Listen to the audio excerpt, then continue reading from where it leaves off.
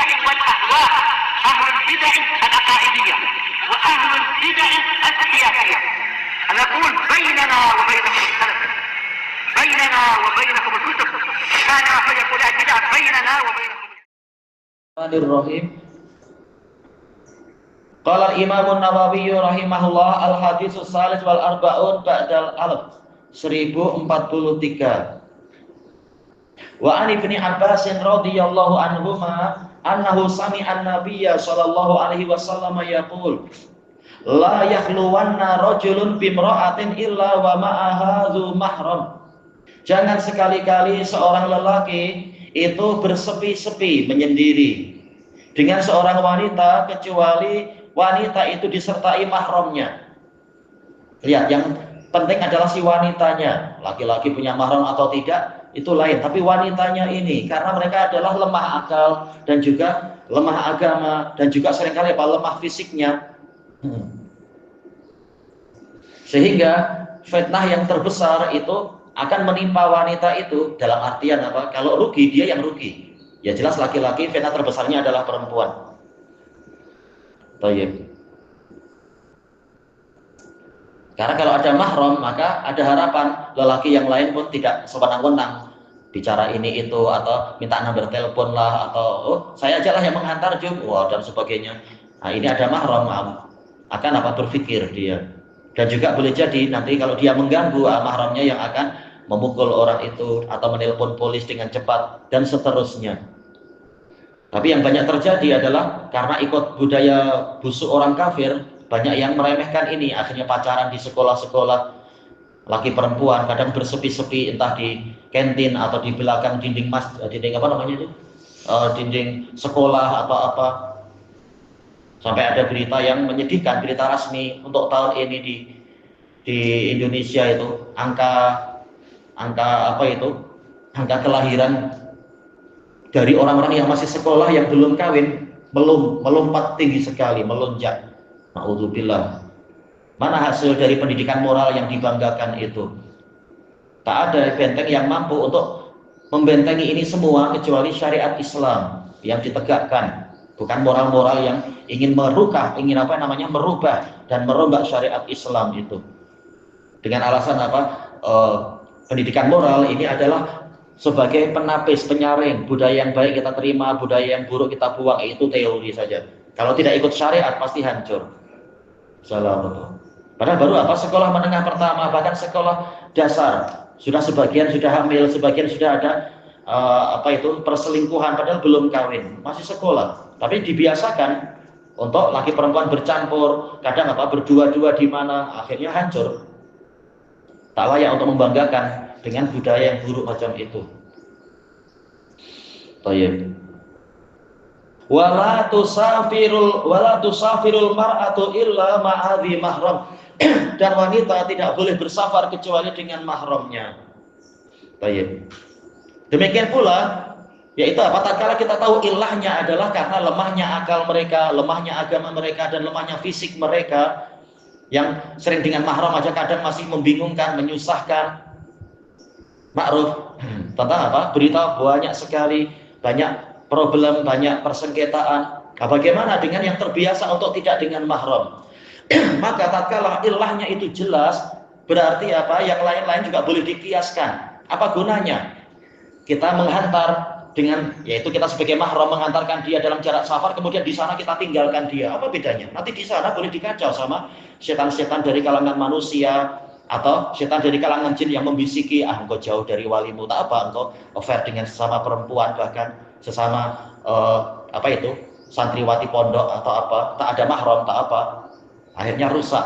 Atau dengan apa, seperti yang terjadi di beberapa pondok, akhirnya affair dengan ustadznya. Iyalah, jauh dari mahram, ustadznya boleh memanipulasi, oh begini dan sebagainya. Terkadang dijanjikan dikawini, ternyata tak dikawini, dan yang dijanjikan berpuluh-puluh orang. Nah, itu hasilnya. Kalau tidak memahami maqasidus syariah yang benar, maka akan rusak itu. Walaupun dia sudah belajar usul fikih, tahu-tahu malah jadi pemikiran yang jumud. Ini yang dilarang kan cuma safar tanpa mahram. Kalau sudah di sana, tak apa tanpa mahram karena dia sudah niat tinggal di sana. niat tinggal di sana tak ada mahram, apakah Nabi mengajarkan macam itu? Terbiasa hidup sendirian, tak ada mahramnya. Akhirnya apa? Akhirnya ditipu oleh sesama yang akalnya lemah atau para penipu yang lain yang sudah berpengalaman dan sebagainya. Na'udzubillah. Sementara Nabi dan para salaf tidak mengajarkan sistem pendidikan yang memisahkan perempuan dari mahramnya, tidur berbulan-bulan tanpa mahram yang satu rumah.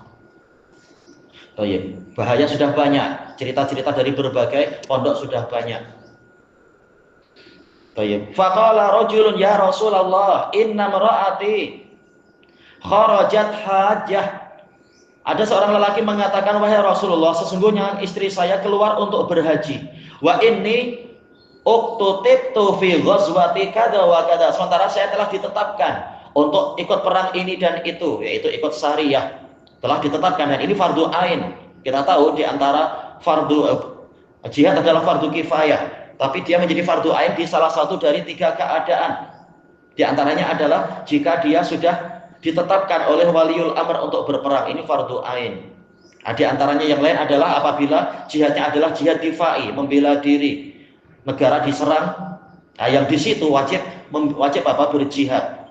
Jadi Jadi fardu ain. Atau terjadi peperangan di antara muslimin dan orang kafir dan ternyata dia tinggal di wilayah situ. Baik. Sama-sama muslimin datang dari jauh, orang kafir juga datang dari jauh. Yang di dekat-dekat situ, muslimin wajib menolong muslimin yang ada di yang datang itu. Ini fardu ain. Nah, sekarang sahabat ini fardu ain, ikut jihad. Tapi ternyata karena istrinya keluar untuk haji, Nabi mengatakan intolik fahujja ma'amra'atik, berangkatlah engkau, berhajilah bersama istrimu. Menunjukkan betapa tingginya nilai kewajiban untuk berangkat bersama mahram. Sampai-sampai yang fardu ain, yaitu jihad fisabilillah yang ditentukan namanya, ini pun dia laki-lakinya dibatalkan kewajibannya tadi demi menemani istrinya. Maka tak ada istilah mahram tumpangan atau tak apa sudah tua. Nabi tidak membahas masalah dia sudah tua atau tidak. Memangnya fitnah wanita itu hanya terkait dengan tua dan muda.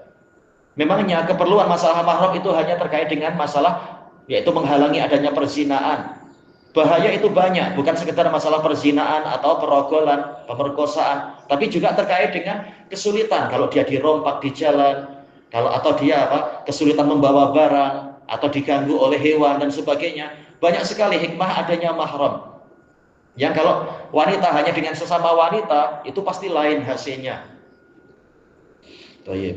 Seperti yang Anda baca di cerita-cerita kumpulan kisah-kisah nyata dari Arab, ada kumpulan wanita, mereka mengikuti fatwa dari sejumlah fuqaha, yaitu kalau wanitanya berkumpul dengan wanita-wanita yang banyak, boleh safar, walaupun tak ada lelakinya, tak ada masing-masing tidak disertai mahram.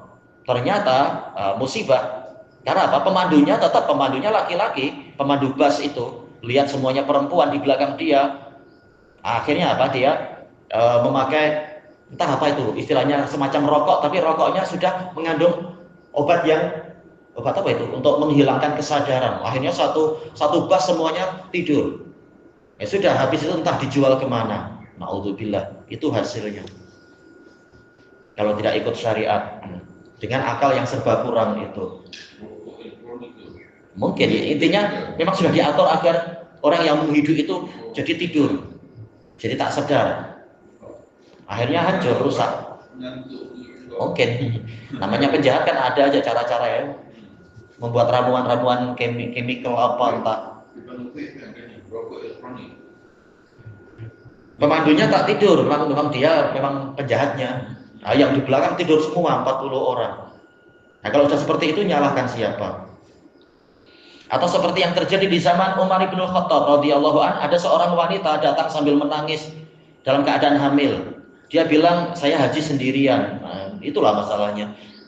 Karena kalau tidak ada mahram, tidak wajib dia berhaji. Sabar sehingga Allah memudahkan. Nah, dia sendirian, dia bilang, ketika saya di luar Masjidil Haram, saya ngantuk, saya tidur. Ketika saya bangun, tahu-tahu sudah ada lelaki yang selesai dari saya. Nah, kalau udah gitu, siapa yang disalahkan? Makanya bahaya sekali meremehkan masalah seperti ini. Atau istilahnya mahram tumpangan. Ini jadi mahram sementara aja Ustaz, Anda jadi mahram. Kalau ada yang kawin, ya tidak tahu suaminya. Masalah. Kalau tidak ikut syariat pasti akan timbul kecelakaan, kehinaan, atau dosa, yaitu menipu pemerintah yang di Saudi. Kalau mahram betul, kalau memang mahram ya sudah, walaupun katanya ya mahram sementara, berarti boleh dipegang lah, atau boleh apa, yang mahram itu boleh. Kenyataannya oh tak boleh, ini cuma itu aja katanya, cuma apa istilahnya, legalitas. Ini menipu Allah dan Rasulnya dan menipu para waliul amr, menipu Allah dan menipu waliul amr yang seperti itu haram. Sementara Rasulullah jelas terang-terangan mengharamkan itu. Kalau belum ada kesempatan maka bersabar, insya Allah dapat pahala haji dengan niat yang kokoh.